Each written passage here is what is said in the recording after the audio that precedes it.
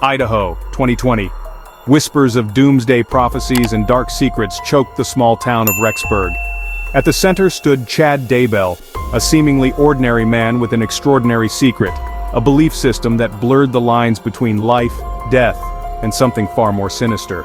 He believed he could communicate with spirits, he preached about impending apocalypses, and he claimed some souls were trapped in a zombie state, awaiting release. But these were not harmless ramblings of a religious eccentric.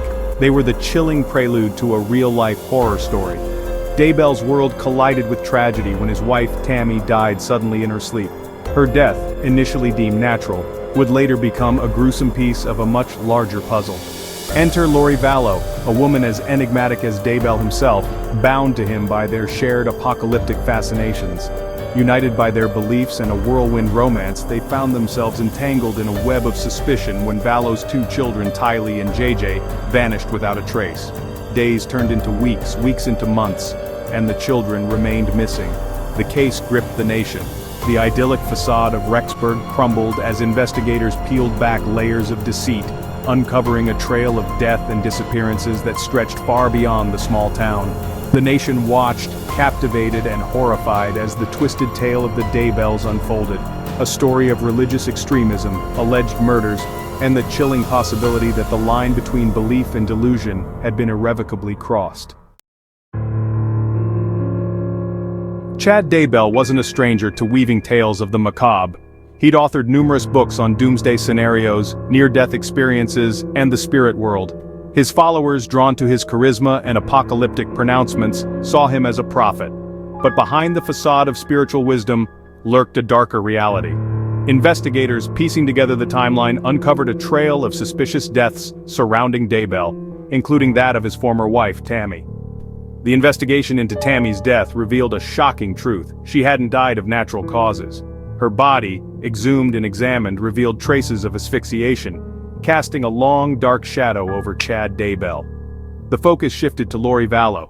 Her two children, Tylee and JJ, were still missing. Witnesses came forward recounting bizarre conversations about zombies and the need to rid the world of evil spirits. The zombie theory, as chilling as it was, became a central element in the case. Daybell and Vallow believed that some individuals were possessed by dark spirits, essentially turning them into zombies. These zombies, according to their twisted logic, needed to be eliminated to purify the world. This chilling belief system, coupled with the string of suspicious deaths and disappearances, painted a grim picture. The case against Chad Daybell was building, and the nation waited with bated breath for the trial that would expose the truth. The courtroom buzzed with anticipation. The Daybell trial was more than just a legal proceeding. It was a spectacle, a public reckoning with the dark side of belief. Reporters and spectators packed the courtroom, eager to witness the drama unfold.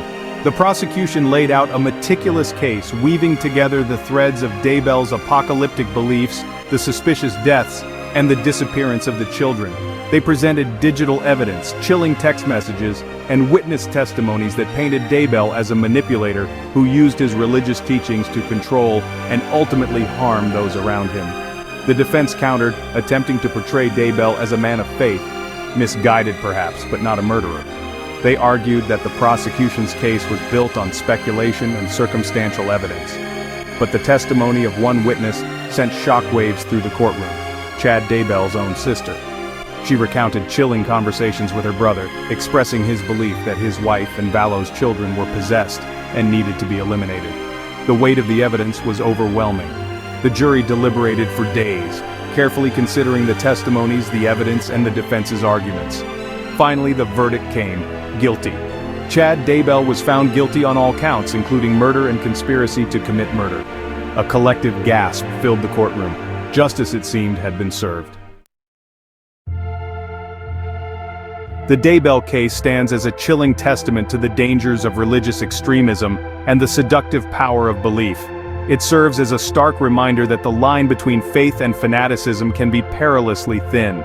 The trial, broadcast across the nation, sparked conversations about religious freedom, the role of mental health in criminal cases, and the responsibility of society to identify and address potentially dangerous ideologies. While the guilty verdict brought a sense of closure, it also left a community grappling with unanswered questions. The bodies of Tylee and JJ were never found, leaving a lingering wound of uncertainty and grief. The case also ignited debates about the influence of doomsday prophecies and the vulnerability of individuals seeking spiritual solace. The legacy of the Daybell case extends far beyond the courtroom walls. It serves as a cautionary tale urging us to be vigilant against the allure of extremism in all its forms. It compels us to examine the fine line between belief and delusion, and to recognize the devastating consequences when blind faith trumps reason and compassion. And it reminds us that even in the darkest of times, the pursuit of justice, though arduous, is essential to safeguarding the very fabric of our society.